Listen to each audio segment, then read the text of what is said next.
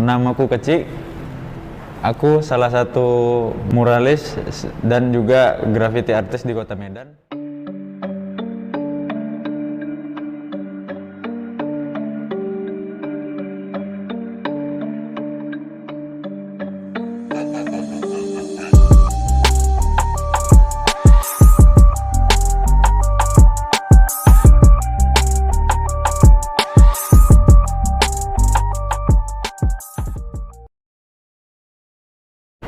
Hal yang mendasar dari aku suka dengan kegiatanku sekarang yang berbau mural sama painting tuh lebih kayak apa ya? Lebih ke memori masa lalu sih. Jadi emang dari kecil aku tuh yang suka ngegambar di sekolah. Terus seiringnya waktu sampai itu aku bawa sampai sekarang sih, sampai jadi hobi gitu.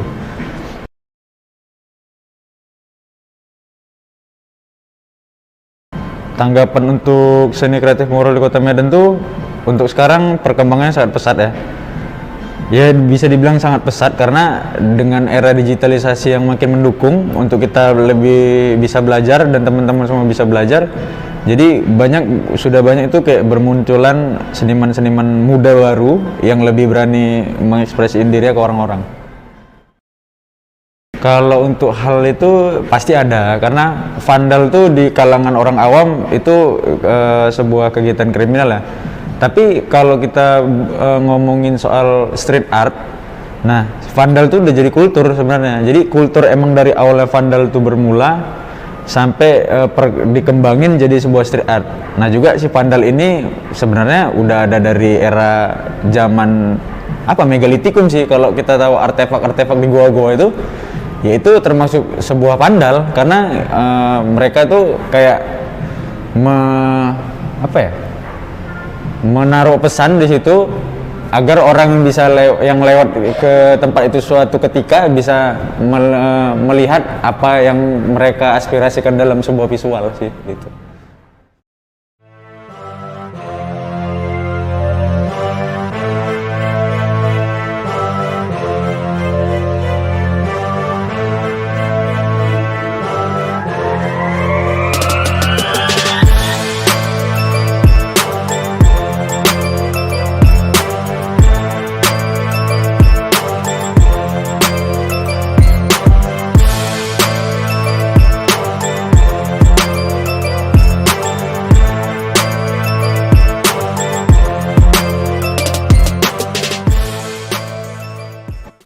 Kalau untuk Pemko, kayaknya ya kami nggak bisa berharap banyak sih apa-apa dari pemerintah, karena ya pemerintah juga fokusnya juga bukan itu di Medan, bukan untuk ngebangun fasilitas untuk berseni, enggak.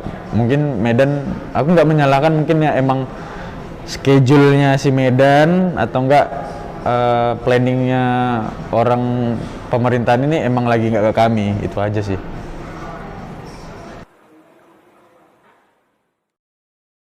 Sebenarnya hal yang fokus tuh tetap bisa menjalani ini mental sih yang pertama, karena nggak semua orang siap bermental baja, punya penghasilan freelance yang nggak menentu, cuman harus tetap berinovasi sama harus ngebuang beberapa rupiah dari yang pernah kita tabung tuh untuk entertain, ya biar balik lagi untuk nge-branding diri sendiri. Nah, kalau aku dari sekian banyak tips apa segala macam, aku lebih milih ke mental sih, karena ketika kita punya skill, ketika kita itu punya privilege atau enggak kita punya banyak teman-teman yang support, tapi kalau kita secara pribadi nggak punya mental, ya itu sama aja dengan nol. Karena yang ngebangun diri kita itu selain karya-karya kita, ide-ide kita berkarya, juga mental kita dalam menghadapin dunia seni lah di depan para orang awam yang ada di kota ini, itu sih.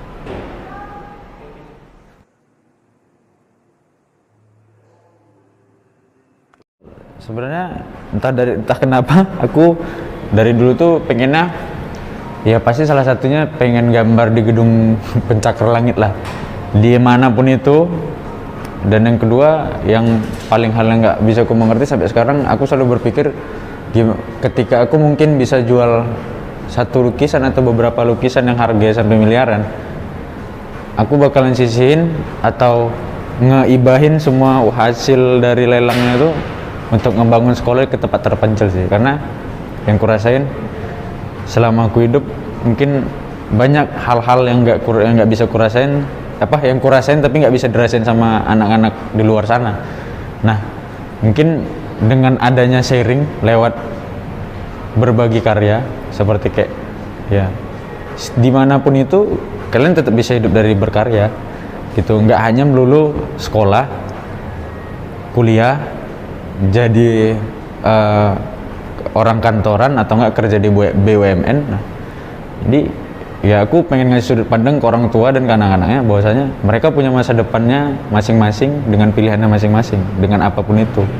Jadi lebih memikirkan apa sih kedepannya untuk anak yang lebih nyaman ketika dia sudah dewasa. Dia mau jadi seniman kah, mau jadi polisi kah, mau jadi pengusaha kah, atau mau jadi fotografer, itu terserah kepada anaknya, bukan dari orang tuanya. Gitu sih.